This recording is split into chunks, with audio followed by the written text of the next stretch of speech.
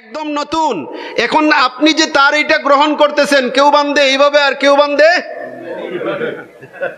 এইভাবে। কিছু আছে লেডিস মুসল্লি। এই কিছুদিন আগে একটা শয়তান ব্যঙ্গ করেনি, বলছে এরম এরম করে, রাফালিয়া দেন এরম এরম হাত নাচায়, বলেনি? রাসূলের সুন্নাহকে নিয়ে ব্যঙ্গ করছে। আরে তাহেরি হুজুর শয়তান, শালা একেবারে মানুষই না, একেবারে টাটকা জানোয়ার, শালা মানুষই না। এর মধ্যে কি মজা আছে? এই নামাজের মধ্যে যে বুকে হাত বান্দার এই তরিকা নিয়ে আসলো, এটা কতদিন হয়েছে আইছে নিয়া?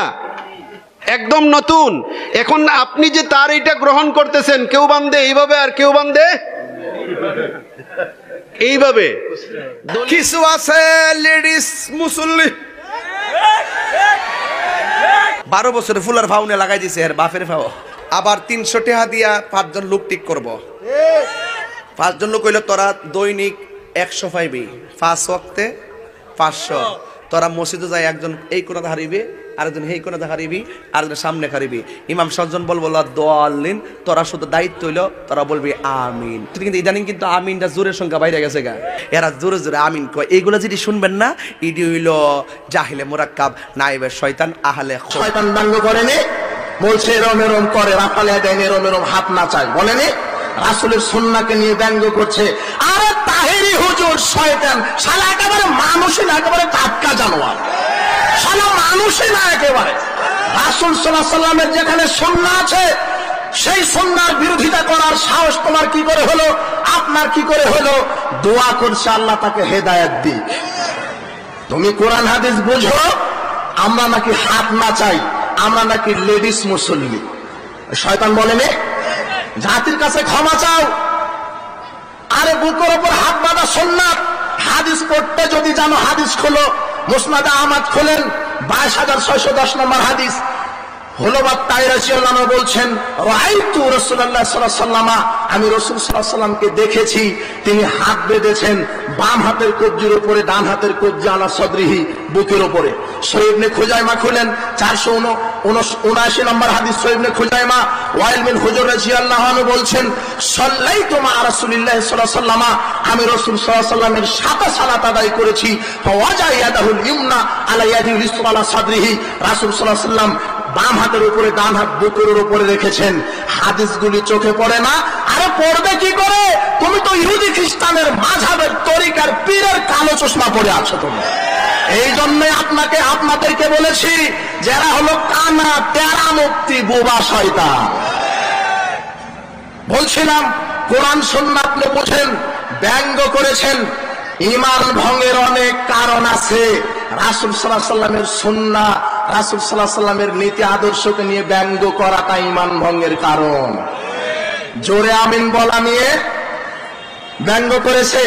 রাসূল সাল্লাল্লাহু আলাইহি ওয়াসাল্লামের সুন্নাহ জোরে আমিন বলা নিয়ে রাফাল আযান কোরআনে ব্যঙ্গ করেছে। আল্লাহ সুবহানাহু ওয়া তাআলা বলছেন, সূরা তাওবা 9 নম্বর সূরা 65-66 নম্বর আয়াত খুলেন। আল্লাহ সুবহানাহু ওয়া তাআলা বলছেন, কুল আবিল্লাহি ওয়া আয়াতিহি ওয়া রাসূলিহি কুনতুম তাস্তাহজিউন, বলো হে পৃথিবীর মানুষ, তোমরা কি আল্লাহ এবং তার আয়াত এবং তার রাসূলের কোন বিধান নিয়ে ঠাট্টা মশকরা করছো?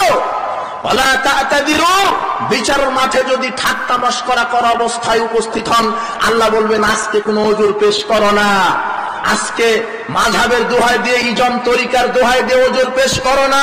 কাদ কাফারতুম বা'দা ঈমানিকুম, তোমরা ঈমান আনার পরে অটো কাফের হয়ে গেছো। রাসূলের সুন্নাহকে নিয়ে ব্যঙ্গ করলে আর মুমিন থাকা যায়? অত্র আয়াত প্রমাণ করে। জোরে আমিন। আশ্চর্য কথা, এদের আকেল জ্ঞান, এরা যে কতখানি গাঁজা খেয়ে জনগণের সামনে কথা বলে। এরা বলছে আহলে হাদিসদেরকে নাকি টাকা দেওয়া হয় জোরে আমিন বলার জন্য। এটা কি সহ্য করা যায়? এটা কি সহ্য করার মতো কথা? বলে ওইদিকে 150 টাকা দেওয়া হয়, ওকে 150 টাকা দেওয়া হয়, ওকে 500 টাকা দেওয়া হয়। কেন? যাতে করে তোমরা জোরে আমিন বলবা। রাসূল সাল্লাল্লাহু আলাইহি ওয়াসাল্লাম বলছেন, ইদা আমানাল ইমাম ফাআমিনু, ইমাম যখন আমিন বলে তখন তোমরাও আমিন বলো।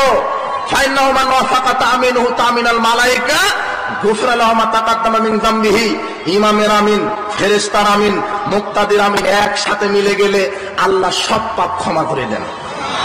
হাদিস বুখারীর 780-82 হাদিস খোলেন, এই হাদিস চোখে পড়ে না, কানা মুফতি চোখের কালো চশমা খুলেন, হাদিসের পাতা উল্টান, হাদিস পেয়ে যাবেন ইনশাআল্লাহ। জোরে আমিন বলার দলিল এটাই, ইযা আমানাল ইমাম, ইমাম যখন আমিন বলে ফামিনু, তখন আমিন বলতে হয়। ইমাম যদি চুপে আমিন বলে মুক্তাদিরা বুঝতে পারবে না। এই সূক্ষ্ম বুঝ আল্লাহ তাদের দেয়নি। বুঝ দিবে কিভাবে? তাদের ব্রেনটা শয়তান একেবারে প্যাকেট করে দিয়েছে, ভস্ম করে দিয়েছে। আল্লাহ এদেরকে কোরআন সুন্নাহ বুঝার তৌফিক দান করুন, আল্লাহুম্মা আমিন। বলছিলাম যে আহলে হাদিসগণ তারাই কোরআন সুন্নাহর উপরে মজবুত এবং প্রতিনিধিত্ব করে আসছে। সেই কালে শাওলুল্লাহ মুহাদ্দিস দেওলভী বলেছেন, আম্মাল ফিরকাতুন নাজিয়া হুমুল আকিদুনা ফিল আকিদাতি ওয়াল আমালে জামিয়ান যাহারা মিনাল কিতাবি ওয়াস সুন্নাহ। নাজি ফিরকা কারা? যাদের আকীদা আমলের সর্বক্ষেত্রে কোরআন সুন্নাহর সাথে যাদের আকীদা আমল মিলে যায়, তারাই হলো নাজি ফিরকা। ওয়া যারা আলাইহি জুমুর সাহাবাতুত তাবিঈন, যাদের আকীদা আমল সাহাবী তাবিঈদের সাথে মিলে যায়, তারাই হচ্ছে নাজি ফিরকা। হুজ্জাতুল্লাহিল বালেগার প্রথম খণ্ডের 170 পৃষ্ঠায় বলে গেছেন। ইতিহাস পড়েন আপনি ইতিহাস জানেন, যাদের আকীদা আমল সাহাবীদের বিরুদ্ধে যাবে তারা বিচারের মাঠে ক্ষতিগ্রস্তদের অন্তর্ভুক্ত হবেন। বলছিলাম, এবার আপনাকে বলতে চাই, মাযহাবের দোহাই দিয়ে কোরআন সুন্নাহকে কবর দিবেন না, মাযহাবের দোহাই দিয়ে কোরআন সুন্নাহকে অপমান করবেন না। চার মাযহাবের 4 জন ইমামই কোরআন সুন্নাহ মানতে বলে গেছেন, তাদের তাকলিদ করে যাননি। আপনাকে বলছি, মাযহাবের তৈরি হলো কখন? ইমাম ইবনুল কাইয়্যিম রাহিমাহুল্লাহ তিনি বলছেন, হাফেজ ইবনুল কাইয়্যিম রাহিমাহুল্লাহ তিনি বলছেন, ইন্নামা হাদাসাত হাযিল বিদাতু ফিল কারনির রাবিউল মাসমুম। এই বেদাতি মাযহাবের সূচনা হয়েছে 400 হিজরির পরে। 400 হিজরির আগে কিন্তু মাযহাব পৃথিবীতে ছিল না। ইমাম আবু হানিফা জন্মগ্রহণ করেছেন 80 হিজরিতে, মারা গেছেন 150 হিজরিতে। ইমাম মালিক জন্মগ্রহণ করেছেন 93 হিজরিতে, মারা গেছেন 179 হিজরিতে। ইমাম শাফি জন্মগ্রহণ করেছেন 150 হিজরিতে, মারা গেছেন 204 হিজরিতে। ইমাম আহমদ বিন হাম্বল 164 হিজরিতে জন্মগ্রহণ করেছেন, 241 হিজরিতে মারা গেছেন। 241 মধ্যে 241 হিজরি যখন হয়, তখন 4 ইমাম কেউ পৃথিবীতে বিদ্যমান নাই, আছে নাই? 241 হাফেজ ইবনুল কাইয়্যিম রাহিমাহুল্লাহ বলছেন 400 হিজরির পরে মাযহাব তৈরি হয়েছে।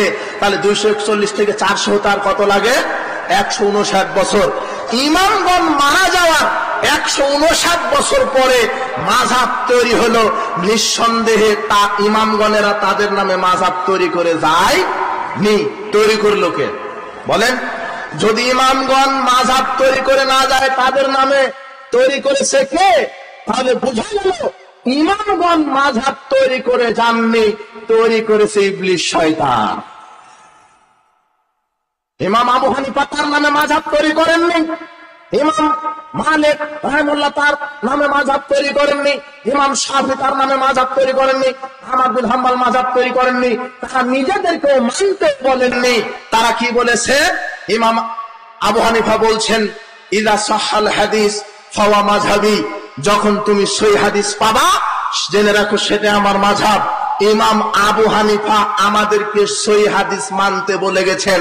তার মানে আমরা বুকে বল নিয়ে বলতে পারি, যারা কোরআন এবং সহিহ সুন্নাহ মেনে চলে এরাই হলো পাক্কা হানাফি, আর যারা কোরআন এবং সহিহ সুন্নাহ মেনে চলে না এরা হলো অবৈধ হানাফি।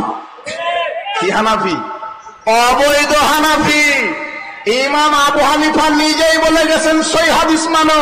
সহিহ হাদিস কারা মানে? আহলে হাদিসেরাই মানে। কাজেই পৃথিবীতে যদি কেউ খাঁটি হানাফি থেকে থাকে, তাহলে আহলে হাদিস জামাতি খাঁটি হানাফি। সুবহানাল্লাহ।